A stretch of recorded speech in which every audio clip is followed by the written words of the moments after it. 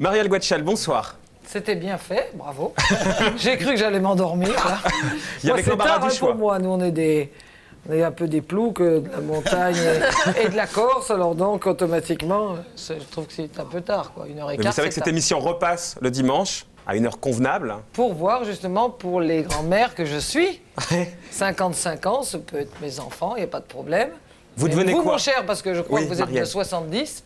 Pardon? Vous êtes de 70? 69. Voilà. Bon, Je suis né juste après vos records. Voilà. Et vous êtes parti du ski en 68? Voilà. Oui, à l'époque, on ne gagnait pas d'argent, c'était pas un métier, donc il fallait quand même faire un métier. carapater et C'est vrai faire autre qu'à chose. 22 ans, j'ai arrêté au moment où il y en a bien d'autres qui démarrent. Alors qu'est-ce qui vous arrive? Heureusement, sinon il n'y aurait eu plus de médailles pour les autres. Pardon? Il n'y aurait plus de médailles pour les autres.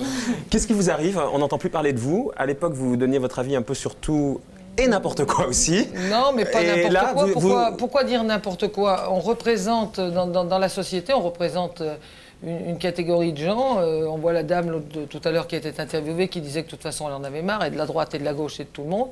Actuellement, eh bien, je suis en Corse et justement, puisque vous me posez la question, je suis contente de témoigner d'un pays, je ne devrais pas dire ça, d'une région, la plus belle de France.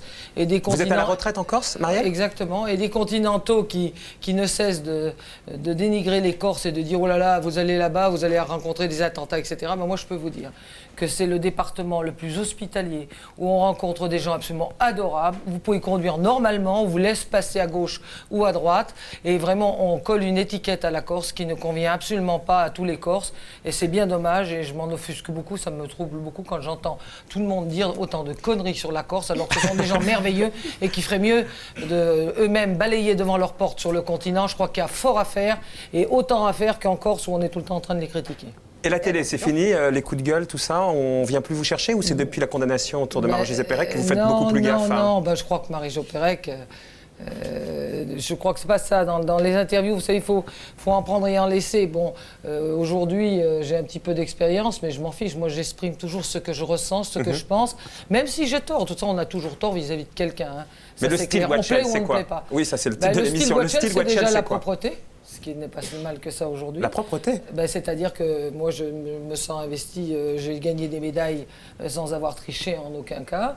Ce que j'ai fait, je l'ai fait avec, c'est vrai, peu de moyens, puisque nous étions d'une famille très modeste et on s'est battu. À l'époque, on ne gagnait pas d'argent. Il faut savoir quand même que de mon temps, l'argent n'existait pas et qu'on courait simplement pour la gloire et pour gagner. Moi, j'ai toujours aimé gagner dans n'importe quel domaine. Mais le style de l'expression, comment vous le qualifiez? Parce que par exemple, moi j'ai relevé un truc. Vous disiez à un moment donné, certains maires me traitent de charognarde. Oui, j'en suis flatté, c'est la volupté d'être traité d'imbécile par des cons.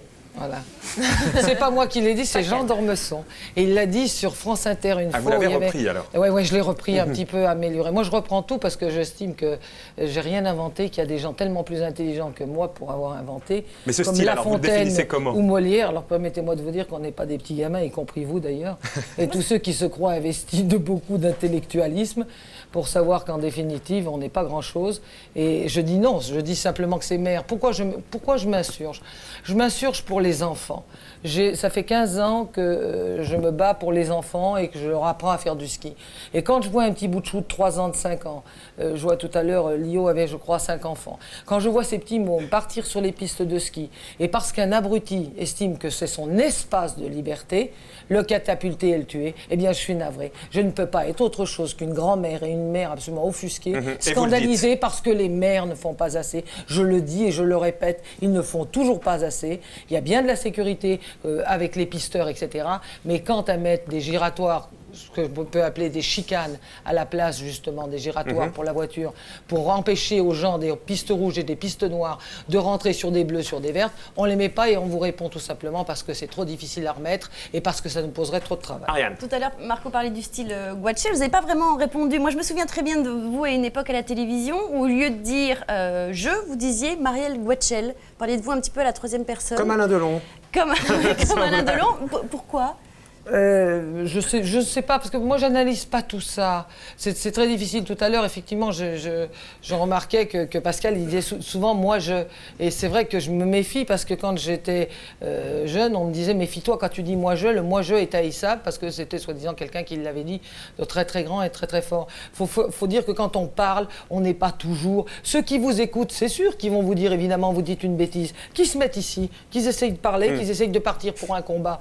Moi, je respecte beaucoup Stéphane, je suis profondément choquée d'entendre qu'on peut être écologiste et on entend de l'écologie que la gauche. Eh ben, je regrette infiniment. Moi, je suis de droite et je suis écolo. Et tous les jours, en Corse, quand je suis en train de débroussailler ou autre, je peux vous dire que je suis écolo. L'écologie, c'est tout le monde. Les Verts, c'est tout le monde. Ça veut dire qu'en Corse, par exemple, ça veut dire qu'en Corse, vous êtes contre le bétonnage du littoral. Mais rassurez-vous, c'est le seul endroit où il n'y en a pas. Non, mais vous êtes d'accord avec moi? Mais il n'y en a pas. Mais je suis tout à fait d'accord. Mais par contre, quand on parle des... Voyez, je vais vous dire un truc. Quand on parle des paillotes corse, c'est à mourir de rire. Alors on devrait interdire toutes les paillotes de la Méditerranée, de Menton jusqu'à Saint-Tropez. Et quand vous allez au Martinez avec votre chien et que vous voulez vous promener sur la plage devant le Martinez. Non, mais parce que vous n'allez pas au Martinez, mais quand vous vous baladez à Cannes et que vous vous baladez devant les plages, on vous dit non, non, non, ici on passe pas devant le Martinez avec son chien. Alors vous voyez, il y a deux poids et deux mesures. Marielle, je suis d'accord avec vous. Vous emportez, vous êtes une bonne... Mais parce que je suis une passionnée, je n'aime pas la justice. Justement, est-ce que vous regrettez de ne pas avoir fait une carrière politique, puisqu'à chaque fois vous avez raté le coche? Mais je ne peux pas arriver, parce que moi je ne peux pas être derrière...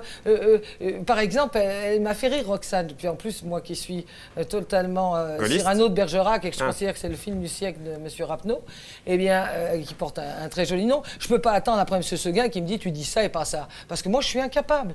Donc je suis ingérable, et ingérable, on ne rentre pas en politique quand on est ingérable.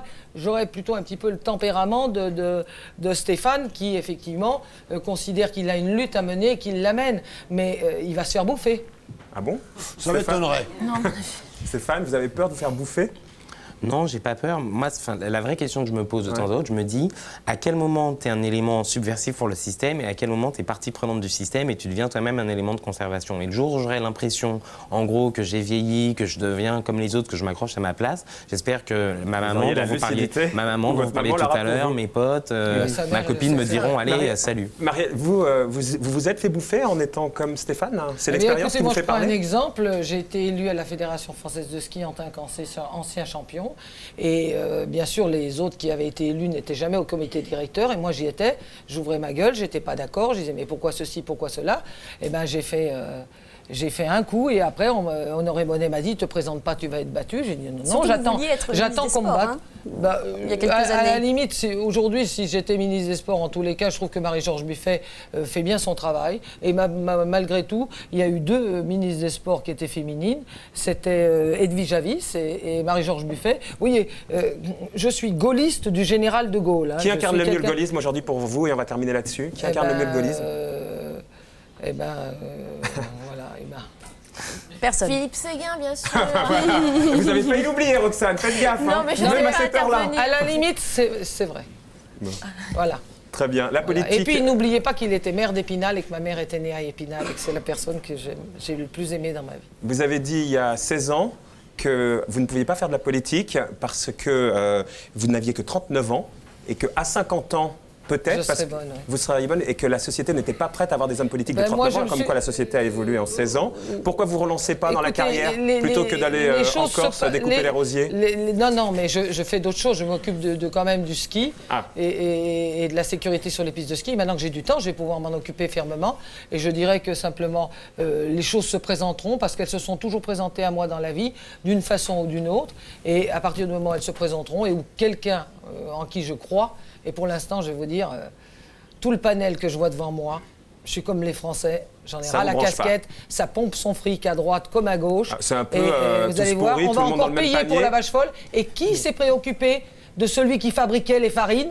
Moi, c'est marrant. On n'entend jamais les fabricants de farine. Il paraît qu'ils étaient 10 en France. Ils se sont donc grassement payés. Et pourquoi ce ne serait pas eux qui payent? J'ai entendu dire que pollueur égale payeur. Eh bien, c'est vraiment pas le cas. Parce que le coût des farines, il faudra bien qu'ils les payent. Mais ceux qui les ont donnés,